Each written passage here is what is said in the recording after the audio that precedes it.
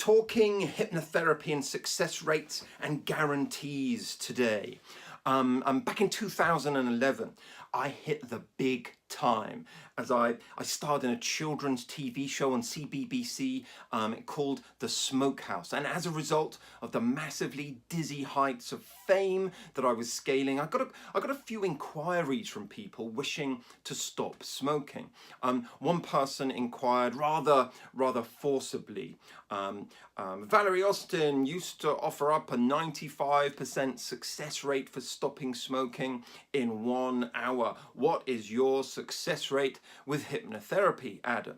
Then another inquirer asked me if I offered a money-back guarantee to support my seeming confidence in my work, as was displayed on the television. I had a confident manner apparently. Yet another asked me for a success rate, and two more asked me about guarantees, and I ended up repeating myself in writing and over the telephone on several occasions.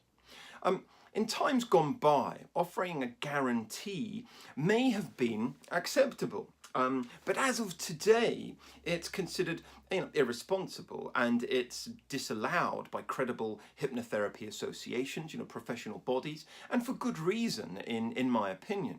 To offer a guarantee of any kind of cure or treatment in hypnotherapy or any other therapy is pretty unethical, unprofessional, and potentially problematic, as I'm going to explain and discuss.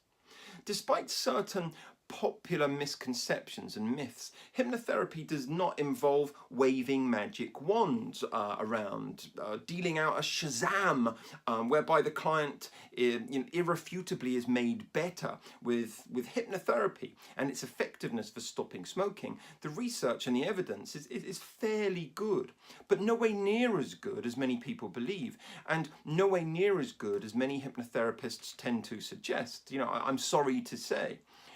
If you want to examine the real evidence for stopping smoking using hypnosis, then go watch my video here on this channel where I cover that in detail. There'll be a link coming up at the end of this video for you to follow should you wish. There's no guarantee with any type of therapeutic or medical intervention, whether it is hypnotherapy, cognitive behavioral therapy, prescribed medicine, faith healing, Alcoholics Anonymous, and so on. Each of these interventions can work differently with different people at different times.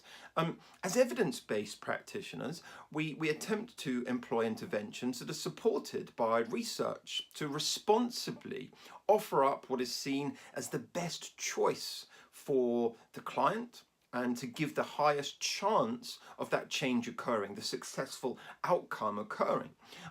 But nothing's guaranteed. Nothing's guaranteed, of course not. I do tend to guarantee something to these people that make that inquiry. I tend to guarantee that I do all I can to work to the best of my abilities, applying my years of experience. I tend to guarantee that I always have the best intentions and desire for that client to achieve the change that they're looking for, that they're requesting. But I can't guarantee that they will respond, or that they are going to respond the same way as many other people who had successfully stopped smoking in my consulting rooms. What's more, I cannot make a guarantee that essentially involves them as well. Hypnotherapy is not just about me as a therapist, is it? Any therapist thinking as much, I think it's probably ill-informed or mistaken to think that the therapeutic intervention is about them wielding their skills and powers onto or upon a client who surrenders to it and is transformed accordingly, like they're using the force. In order to have success, the therapist and the client have got to forge an effective therapeutic alliance, each knowing their own roles and responsibilities, and based upon a kind of solid foundation of rapport, expectation, motivation, collaboratively working to achieve the desired outcome, whatever it is that they're looking to do. So how can a therapist, a hypnotherapist in particular, guarantee the behavior and conduct of the client within that therapeutic alliance or within the treatment plan? By guaranteeing success, you take away all responsibility from the client, who could potentially just sit there and expect the hypnotherapist to wave the aforementioned wand, do the force on them, wondering why nothing is happening. As hypnotherapists today, we learn to be client-centered and client-focused whilst bringing our skills, knowledge and manner to the table, and being a good motivated role model for the change process that the client is to engage in.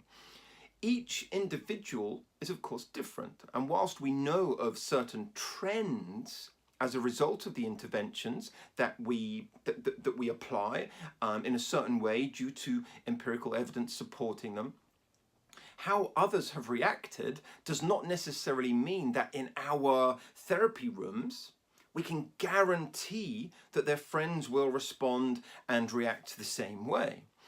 Each person has their own take on the issue at hand, a relationship with it almost, and a number of variables that we need to take into account before we then make decisions about the therapy, about our own particular approach, demeanor, and so on. And that's why we have assessment processes and systems and so on, standardized approaches.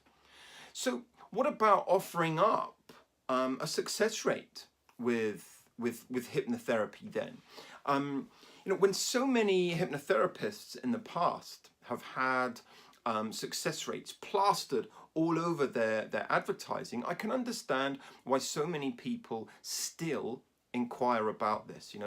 It's not known today. It's been clamped down on here in the UK by the ASA in particular. Heck, if I knew no better, I might be inclined to ask such a thing and gauge how effective the hypnotherapist is. But unless it is supported by empirical research, that's perhaps had double, triple blind tested and measured against a control group of some kind, compared to placebo, then no figures really should be used at all. How does an individual hypnotherapist verify the figures they give, or how have they been verified, or who has verified them? Out of every single smoker that they worked with, did the hypnotherapist get someone to independently verify that their clients were still non-smokers after 6 months, or 1 year, or 18 months, or 2 years later? Perhaps I'm saying something, but less honourable hypnotherapists could potentially invent figures about their success, couldn't they? God forbid. You see, in order for me to give an accurate success rate, I need to have followed up every single smoker I work with at the 6-month, 12-month, 18-month stages to make it accurate. I'd probably need it to be independently and perhaps anonymously followed up so that the client was giving honest feedback and not influenced by my presence or them wishing to please me. And especially so that I cannot interpret the results in my own favour. I don't know any hypnotherapist who does that. I do follow up and offer support with all of my clients, but it's not done independently or with research findings in mind. So when someone asks me about my own success rate, one of the first things I do is I tend to cite actual quality research and highlight that the research supporting hypnosis for this application of stopping smoking, for example, may not initially seem that impressive, but is better than a great many other interventions, such as nicotine replacement therapy, for example, in the case of smoking. But I also state that a good therapist ought to be able to advance the results of the research, as they have advantages and variables in their favour that are not present in controlled research. Things like the financial investment they've made, expectation they have, the working alliance that I've already mentioned, and so on. We do have good and better research figures in other applications. I was speaking at an event a number of years ago, and a man waited behind to speak to me following it. He kept on waiting to speak to me after everyone else had asked me. I'd signed some books, answered a few questions and so on. And he stayed there. He wanted to be last. And he said, do you recognise me? And I did, sort of. But I couldn't remember or recall his name. And I said, I vaguely do, yeah. How can I help you? Tell me. And he said, I just thought I'd let you know, as far as I'm concerned, hypnosis doesn't work. As it was impotent. I hear you fancy talking today. I enjoyed it very much, but hypnosis doesn't work. At least it doesn't for me. And he seemed quite certain of this view. And then he continued. He said, I came to see you a number of years ago to stop smoking. At first I stopped, and I'm not sure if it was due to the hypnosis. I don't think so. But anyway, as soon as I finished seeing you, I stopped smoking for 2 years and never even wanted one after I'd seen you. Then, after 2 years, I had to go through a painful divorce. It sounded acrimonious, and I started again, he said. So hypnosis doesn't work, see? Now, to me, stopping for 2 years as a result of seeing me, that is a success. I interpret that as a success. The hypnosis does not necessarily mean you'll be impervious to all outside influences for the remainder of your days on this planet. It does not mean you are now permanently immune to any and every traumatic life experience. If someone came to see me to overcome a phobia of dogs and successfully did so, and then 5 years later they were bitten by a ferocious dog in a park, then that person may well again become frightened or fearful of dogs. The hypnotherapy that they had before is not necessarily a guarantee of never being afraid ever again, is it? They're still alive, they're still open to influence. So how do we gauge what is a success? Because, the man at the speaking event did not consider his hypnotherapy to be successful, despite his 2 years of abstinence following his sessions with me. You see, if that man were surveyed and researched about his experience at that point and followed up 2 years later following hypnotherapy, he'd go down in the negative statistics, according to his subjective account, that is. Yet, if you ask me, I'd consider that a positive result. So how do these types of occurrences affect our success rates, Finally, I'd mentioned the ethics of offering success rates and guarantees, due to the effect that it could have on people. If you offer a 95% success rate, as some people did, back in the 1980s with regards to hypnosis for stopping smoking, how do you think a client's going to react and respond if they fail and become one of the 5% who fail, so-called? The client could end up feeling more negative about themselves and the issue at hand, and may well entrench the issue further and doom themselves to a lifetime of that unwanted habit, believing that they're some kind of passive recipient of the habit, for example. Instead of believing that a different approach or therapist could be what was needed, they now think that they are one of the very few to have failed. And I wonder, is that a responsible thing to do? All hypnotherapists trained by my college and I, with their qualification matching national occupational standards and its requirements, they have to write up their rationale on this subject and explore and investigate the notion of guarantees and success rates. And anyone offering such could well be contravening a code of ethics or professionalism, at least if they belong to a reputable organisation such as those I mentioned right at the top end of this video. Success rates and guarantees are not really something hypnotherapists can give or ethically and professionally should give. And I think a potential client understands that when you explain it in these terms, although I do it a bit more succinctly, of course, but being honest about it.